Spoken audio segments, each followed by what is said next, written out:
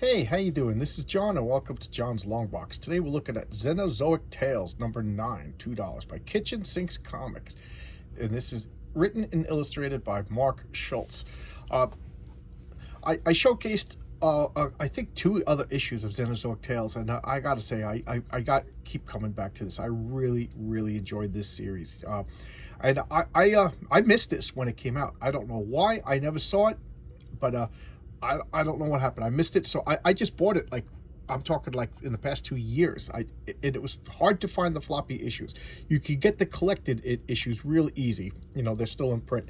I think it's three volumes for the collected issues. But I like the floppy comics, so I had to track them down. It took me a while. So let's talk about the comic itself. Xenozoic Tales. The premise is hokey as all get out. So there was an environmental catastrophe, and the world governments collapsed, and everybody went hiding underground. And 500 years go by, people like hiding underground in shelters and everything. And then when so humanity has been really severely limited, they come back up, and there's been like tectonic and environmental upheaval. So it no longer looks like the old maps. There's mountain ranges where they shouldn't be. The mountain range has been leveled. The ocean changes, and more importantly, there's dinosaurs. But they're not just dinosaurs. It's almost like every species of creature that ever existed is back. But of course, the dinosaurs are the big attraction. And there's a character, Jack Tenrec, who is an old blood mechanic, and the old blood mechanics kept the machineries working underground to keep humanity alive. You got to imagine, there's no sunlight, so they had to keep generators, and I imagine big lights to farm, and so the mechanics who kept the machinery, they became like religious. And I've said this before in my last video, that I never realized this until I was almost done with the series, that Jack Tenrec, in D&D terms, Dungeons & Dragons terms, is a cleric. He's a priest, in role-playing terms, or a shaman. So turn this into a Dungeons & Dragons setting or a role-playing setting, he would have like shamanic, religious, priestly abilities. Okay, so let's look at this cover. We got a dinosaur over here. There's poor Jack, and this is Hannah Dundee. And I'll talk about the characters as I open this up. So, welcome to the Xenozoic world. Xeno meaning strange, so it's the strange times. Now, what killed this comic, people apparently loved it. What killed it was Mark Schultz was very slow. He wrote, look at writer and artist. So there's two stories, the Xenozoic Tales, and then a backup. So Mark Schultz wrote, drew, and inked, and just a phenomenal job. Denise Powell did the lettering. Cover color is Ray Farrenbach. Production, Jan Manwelder. And Dennis Kitcher, I just know is the publisher. So I kind of skipped over the rest. That was like Gilkins Island and the rest. So the last link of the chain. So what is Jack?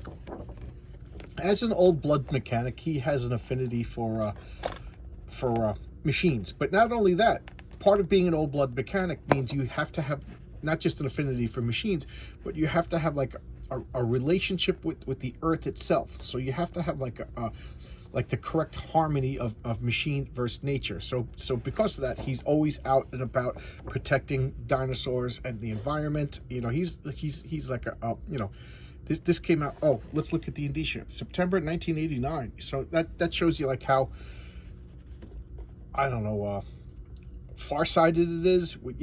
It would fit in with today's tenets of like environmental and everything like that. And he's a tough guy, so he doesn't like, these guys are poaching dinosaurs.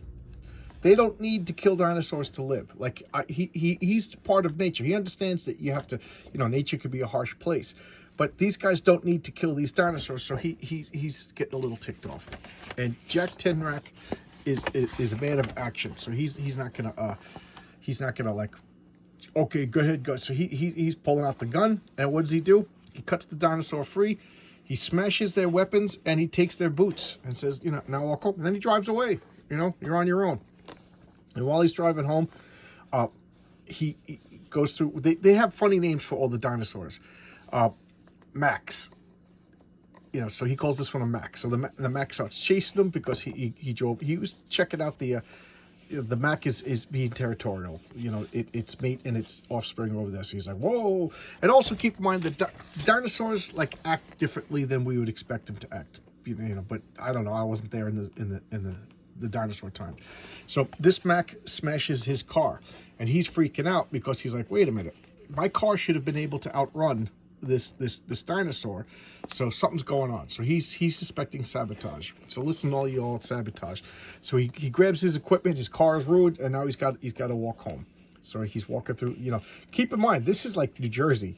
You know what I mean? New Jersey don't look like that. So, you know, the whole environment is different. And what is this? This is the city by the sea, the remains of New York City.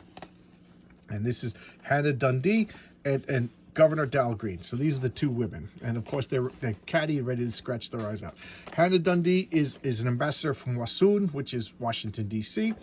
And true to form, nobody likes her because she has to do with Washington, D.C. So that's the most realistic thing in the book. And she's now she's not the governor. Yeah, she's the governor now, but now there's going to be a vote on the new governor. And you know, Lorraine Dahlgreen, you know, and of course all the women you know, have things for Jack. Jack is a manly man. He's a cool guy. And all the women, you know, just look at the poses. Look at Hannah. Just the way he draws women is just dynamite. Look at that face. Just gorgeous faces. Look at the body. And then look at the detail. And it's funny because I rewatched my other Xenozoic Tales, and I spend a lot of time going, look at this, look at that. But when you see art quality like this, and there's something about black and white that just, to me, lends gravitas to the work. It just makes it seem like more regal, more important, you know. Just that panel is outstanding. Everything about the panel, the background, the people and the details, the attention to details, the pose, just so good, you know. And here we got, look, even this panel, just, we got volcano in the background, this like dodo bird looking thing, and there's Jack, you know, he's sweltering out in the sun, and he's walking through like these big, what does he call them? Sandbox. Basically like brontosaurus things. They're plant eaters, and he's saying he's too small to be a threat. So he's just coming home. And he's saying, I got to get home because Hannah wants to lecture me about something. You know, they have like if you remember that show Moonlighting, like a tempestuous relationship. You know, they love each other, but they won't admit it. They're too stubborn. They flirt through fighting, and they're competitive. You know, they're that kind of relationship. And he looks like a guy from like a 1940s action movie. And what does he find out? That he's being stalked by a cutter. So it's some sort of raptor, and its jaw is broken. So he's like, oh no, this cutter can't go after its natural prey, so it's coming after me. So he doesn't want to kill it, but he has to, and his rifle's been sabotaged.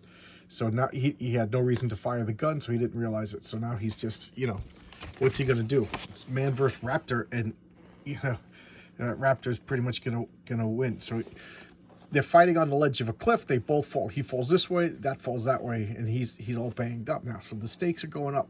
You know, he's just failing.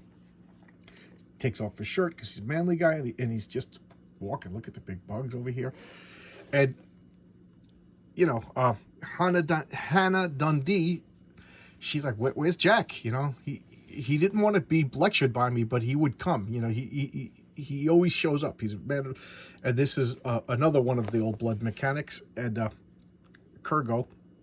And he's like, I don't know, but I've learned to trust your hunches. So they get in the car and they drive off. And, you know, they're following the path because Jack, you know, they kind of know where Jack was going to go. He's leaving the fire up, and of course the cutter comes out. And the cutter is very intelligent. It knew when to attack. It knew where to go, and he's luring them out. And look at this panel. Just man versus a monster. Or, I don't know, dinosaurs are monsters or animals. And he's climbing up the tree, and the creature can't climb up the tree, but it just waits for him. And here we have Hannah. They're following the trail because they're excellent trackers. You know, she's just like va-va-voom. There's no other way to describe it. And, you know, Kurgo's just, you know, he's talking about they found the wreckage of the car, and they're like, there's no blood. Jack, you know, even this wouldn't have stopped Jack, but he's like, yep, somebody tampered with it. So they're wondering who tampered with the car. And I'll talk about the cars in a second. That's the second main character. There's dinosaurs and there's cars.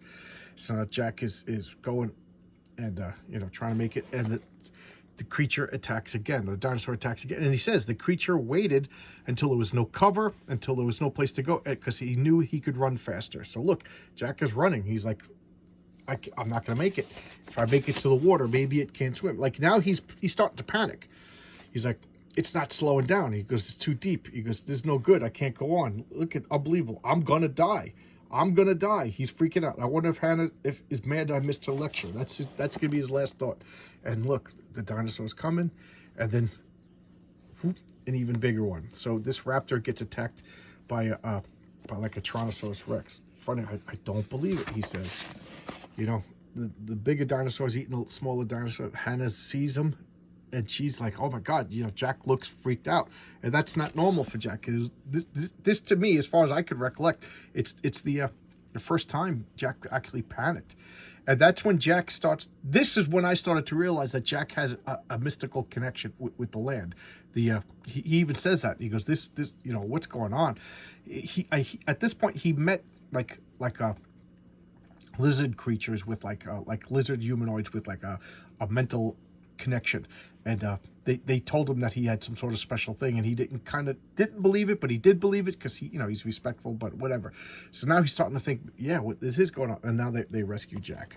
Here's some covers. This is the first appearance of Xenozoic Tales. I got that, and then here's a backup story about the aqueduct, and this is Mustafa Cairo. That's another one of the old blood mechanics, and he gets a job working on the aqueduct.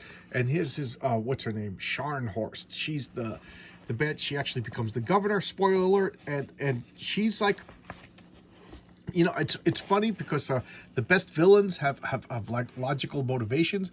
She wants to drain swamps and make farms. She's like, you know, we gotta the population's getting big again.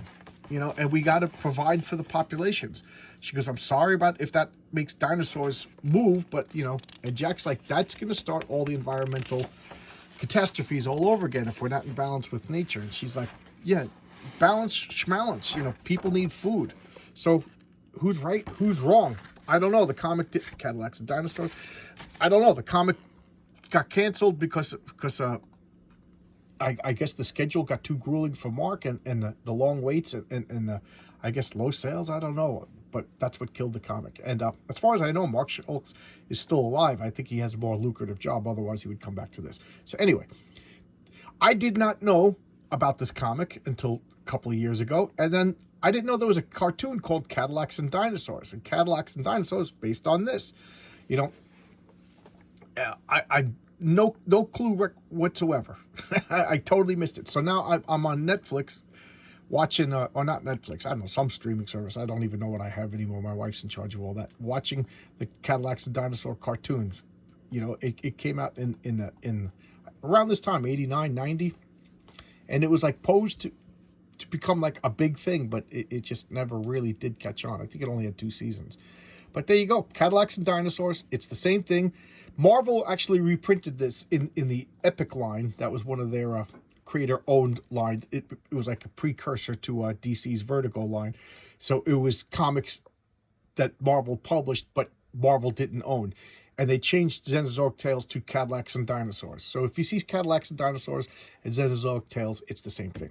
All right? So thanks a lot. I'll see you guys soon. And I appreciate you guys. I haven't said it in a while. Thanks a lot for everybody. It's been so much fun. I've been meeting and talking to all the people. The comments are wonderful. And this is Saturday's video. So just be on the lookout for Sunday comics. That's going really well. I'm going to do Sunday. I'm going to do Sunday comics Sunday, 10 Eastern Standard Time. See you then. All right. Thanks a lot. Bye-bye.